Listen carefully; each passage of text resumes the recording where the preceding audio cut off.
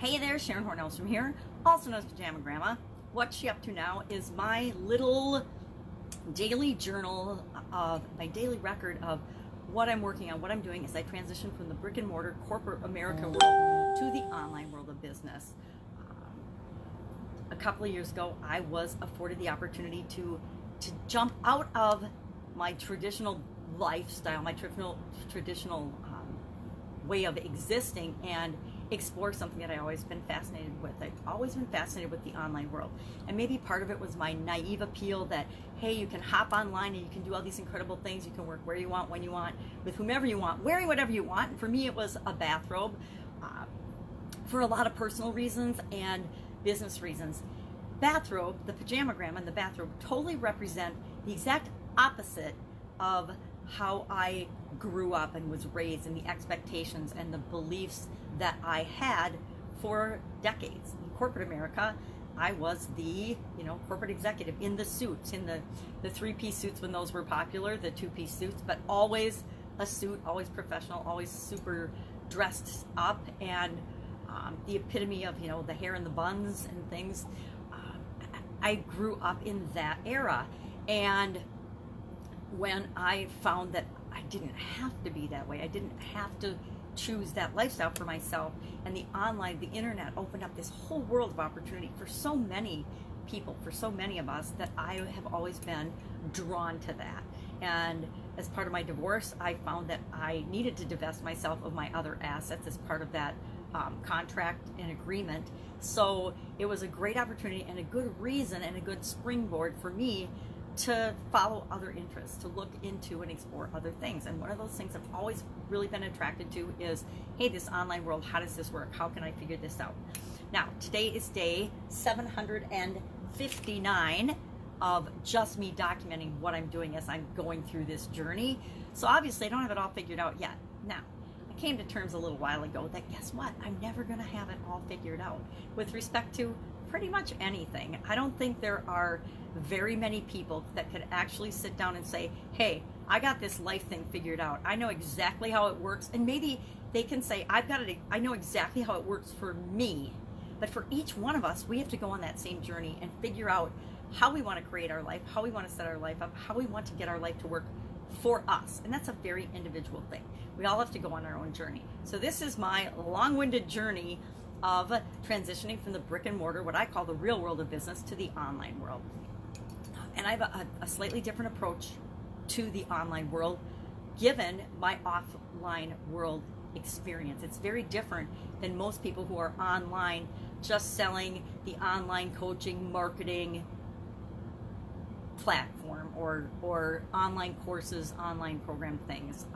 I have a very different level of experience and background with respect to that, so I have a different approach to it. Which, good, bad, ugly, it's just different, right? We all have, and we all figure out what works for us, and that's what we share. That's what we share with the rest of the world. Or actually, that's not true. Most people don't ever share it with the rest of the world. Most people hoard their information and their knowledge, and they don't share it. They're afraid to share it. I think there was a lot of that gets built into our school system because we're competing against each other for grades in these curve systems that are set up in work and in corporate America. Corporate America, there was only one CEO. There was only maybe one or two presidents for a company, and as you go down and as you go up, there's less and less opportunities in that structure. And so I think that always bred internal competition, and so people were and continue to be very tight with what they know and their information and their skills. And that's changing, but for the most part, that's how we're indoctrinated, and that's how we're taught to behave and believe that there's this scarcity. There's a scarcity of awards and positions and of resources, and therefore we have to hold tight to our best everything that we know, which is, actually ridiculous. And the opposite of how the world really works. It's the more we give, the more we share, the more value we add, the more we're rewarded in return. And not just monetarily, but in all the other things that really matter and count. So Busman's holiday, was talking about that today on Supersize Your Business. Never ever heard this expression. I would say I've lived a Busman's holiday pretty much my entire life, but I didn't know what it was. And all it is an expression from the late 1800s, early 1900s, where buses were pulled by horses. And some of the bus drivers loved and cared about their horse team so much that even on their days off, they would ride their routes to make sure that the driver that was taking their place on their days off was treating their horses how they thought they should be treated. And this became known as a busman's holiday. So anytime you're doing something on your time off that you're not getting paid for, it's considered a busman's holiday. I always thought that was just ownership and being a workaholic, and that's the environment I grew up in. But a couple of examples would be of a carpenter who builds a tree house for his kids on the weekend and spends the whole weekend building a tree house or remodeling or finishing their basement. Those would be considered busman's holidays because they're doing something on their time off using the same skills and abilities they have and they get paid for, but for themselves or for some friends or something or for something else. Think of Doctors Without Borders. Doctors who are doctors that they're paid to be doctors. Most of the time, if they go on a trip where they're helping other people and donating their skills and abilities but not getting paid for it, that would be considered a busman's holiday. So my question is, have you ever been on a busman's holiday? Have you ever heard this expression? Because I never had. Maybe it's because I've never been to England, never been to the UK. Maybe someday I have friends there, so I'd love to go there. I'd love to see it. A lot of my family, I'm trying to think, most of my family and my extended family has actually been there, just not me. So with respect to busman's holidays, I think that as I have gotten older, I spend more and more time doing what I love, and when you love what you do it all the time. You don't turn it off. When you're living in your genius zone and you're doing things that you're good at and you love to do, it doesn't get turned on and off whether somebody is directly paying you for it or not. I would contend that when you have your own business, a lot of times you're working 7 days a week, whether you're getting paid for it or not. You're doing activities that build you as an individual and build your skills, which investments in ourselves are always the best investments, right? And they will pay returns 100-fold that you can't even calculate. So if you're going to personal development things on the weekends or to industry events, industry shows or trade shows to get better at your skill, and you're not getting, whether you're getting paid for it or not, that would be, I would think, an example of a busman's holiday. So I actually really love the concept, maybe because I live it. But then I got to thinking, do most people live that way? I don't think so. I used to think, sometimes we think that everybody thinks like we do and lives like we do, and it's, kind of naive, but the truth is most people don't. As human beings, we have some ways of thinking that are consistent and across the board, but for the most part, each one of us is on our own little unique journey to figure stuff out, to figure our life out, right? And to create the life that we want. So I'd love to know, what do you think of this busman's holiday thing? Are you a person that does the same thing on the weekends as you do during the week, or no? And that's, assuming you have a job and you go to work and da-da-da-da-da. I know a lot of people, I have a brother-in-law who, I have two brother-in-laws, right? One is into his business because he owns a law firm every day, 7 days a week. He's always thinking about work, right? And then I have another one that when he has a job, he's retired now, but when he had a job, he went to his job, he did his job, he did a great job at his job, but as soon as he walked out the door, he left all of that behind. And I actually envy people that have the ability to do that, to just turn it all off and then switch to something else. But I also wonder, who do you think is happier? The person that's working in their genius zone and giving value, whether they get paid for it or not, and that's the core foundation of their being, or the person that goes and does something during the week and then turns it off and they do on the weekends what they really want to do? I mean, maybe you've got an adventurer's heart and you're in a corporate cubicle job 5 days a week, and then on the weekends, every weekend, you're off on some exotic, crazy adventure. I wonder if that person's happier or the person that's always living in their genius zone. I would love to know what you think about that. I never thought about that before, right? I just thought of it now. So doing what you love, I think it's really, really important. And I think it's one of those personal development things that as we get older, we realize how valuable our time is, and we want to spend less and less time doing things that don't feel awesome to us. That's my objective. Thus, the bathrobe. So, busman's holiday. Challenges, of course, I've got a lot of challenges going on. One, I'm doing Michelle Verog's Spy theme, which I love the theme, Content Crushers Challenge. Today is day 3 of that.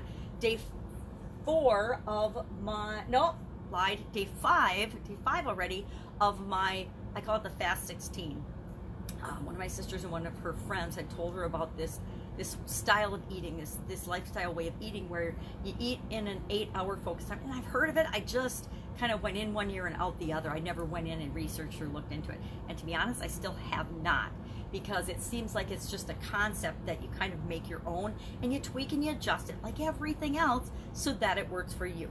So right now, what I'm doing is I'm not eating after 8 p.m. and then the next day I'm not eating until noon. So that's my 16-hour fasting window. And then from noon to 8 p.m., I just eat like I normally would.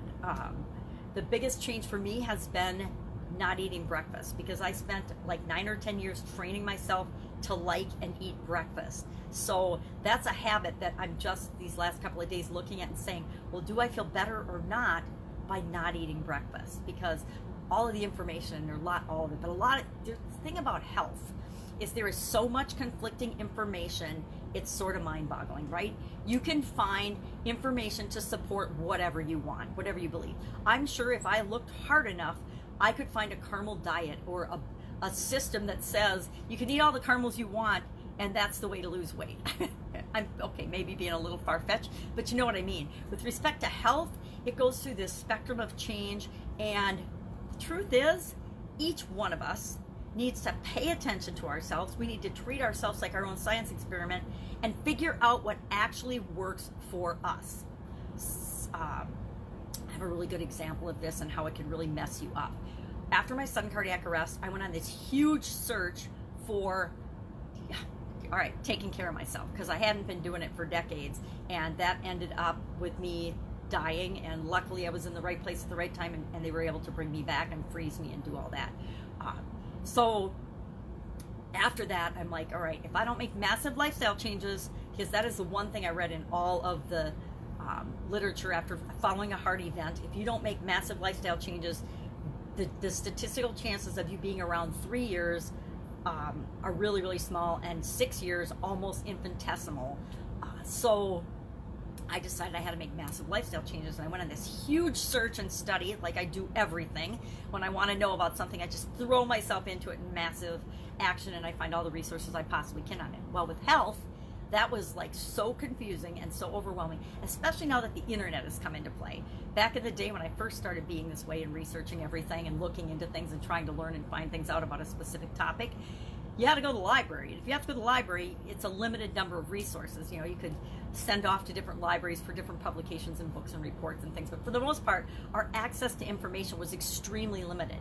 Now, our access to information is absolutely unlimited, and it can be overwhelming.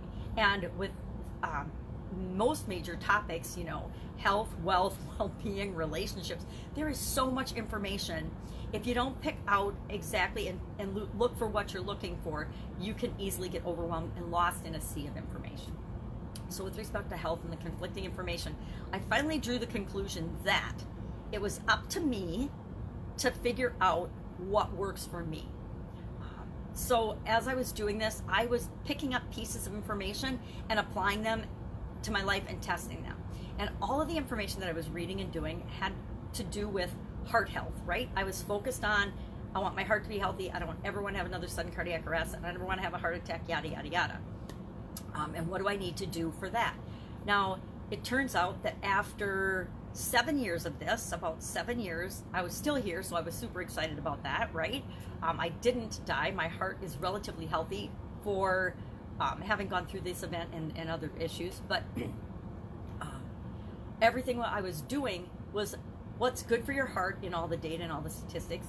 Well, it turns out I had an injury, and that injury triggered a whole lot of inflammation and challenges that I've had for decades, but that I kind of had under control. And it turns out, through some more study and research, and one of my good friends, Cheryl Loris, thank goodness, thank God for her, that what I was doing was good for people with heart challenges, but super duper bad, the exact opposite of what I should be doing for a person with my particular blood type. Now, I'd never even heard of eating for your blood type, but when she told me about it, I looked into it, and I thought, I have nothing to lose. And it was at a time when I actually literally couldn't walk. I couldn't get out of bed. So I had nothing to lose, so I said, okay, I'm going to do this, go in all full in on this eating for my blood type. Figured out my blood type, ate for my blood type, and within a week, I was out of bed, and within 3 weeks, I was 90% back to the pre-challenge health that I was at, and that was amazing. But what I learned is that you have to take everything that you learn and filter it through your own experience with it and apply it to yourself and really treat yourself like your own guinea pig, your own lab rat, and ask yourself, well, what's really working for me? Because it turns out 80%, well, over 80% of what I was doing was bad for my blood type. So my body was spending all its time and energy fighting all the things that my body actually thought of as bad or toxic for me and eliminating them. So when I had that injury, it didn't have the ability to fix that, and it triggered everything, and it's not a very good time for me. But I'm back, so instead of it being a 3-year bedridden experience, it turned into being just like 3 weeks where I was, pretty much, I still was moving, but I wasn't moving. I mean, it was bad. I always underplay how bad things are with me. My family laughs at me after my sudden cardiac arrest, or you would ask me, how you doing? I'm like, I'm awesome. I feel great. I never have any health challenges. And my dad and my one sister just laugh at me because they're like, are you ridiculous or what?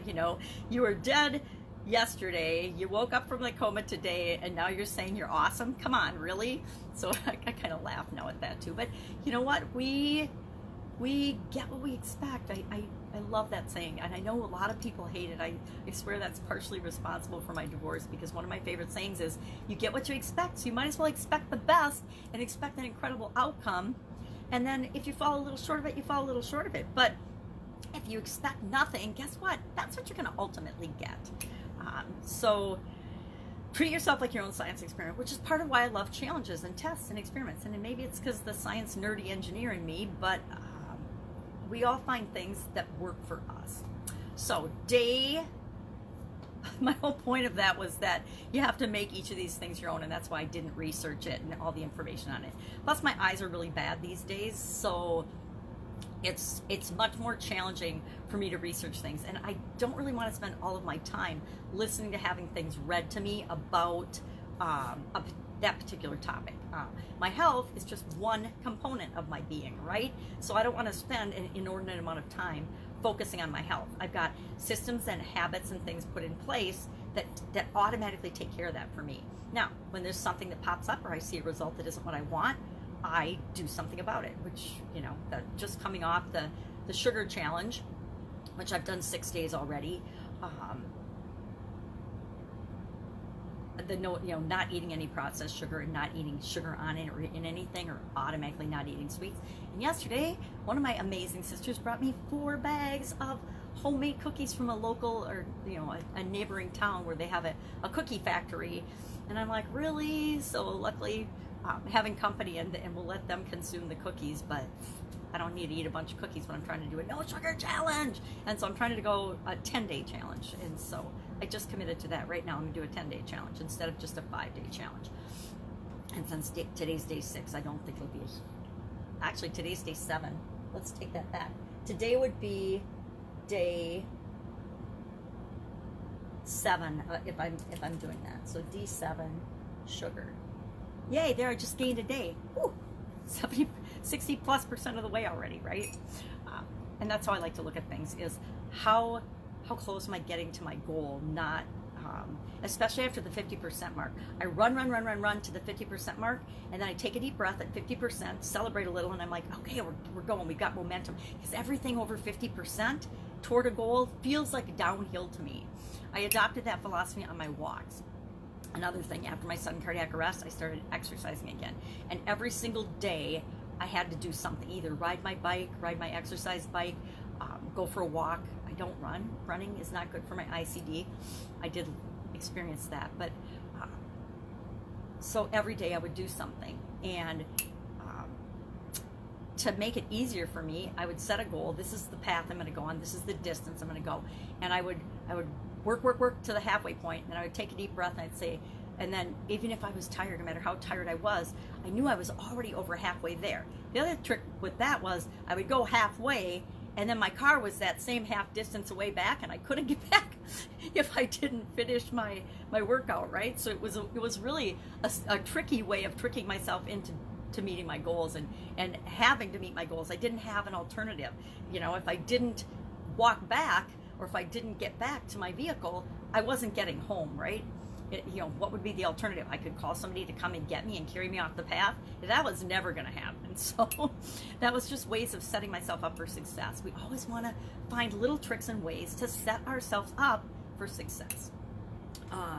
Live challenge workshop, working on that. March 23rd is the date that I picked to launch that. So that is when it will launch. So I've gotten plenty of time to put the pieces in place for that. I've done hundreds of challenges, right? Probably thousands of challenges, but I've done hundreds of formal challenges where I've led people through them, or I've led myself and people through them. So I'm just formalizing that structure and teaching other people how to do them, because if you have a structured foundational way of handling challenges, you can create and do anything that you want. You can get results faster than other people. Other people will look at the results you're getting in certain areas of your life, and they'll think it's miraculous, because you can get results in days that it takes people years to achieve, literally years. So working on that. I think I said content. Did I say I'm doing Content Crushers, Michelle Barag's challenge?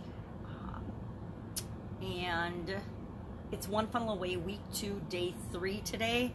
I am not going through day by day doing the entire challenge, but because I've done it 4 or 5 times before already, I don't need to do that right now when I'm doing other things and setting up my own launching process and things. So not working on that.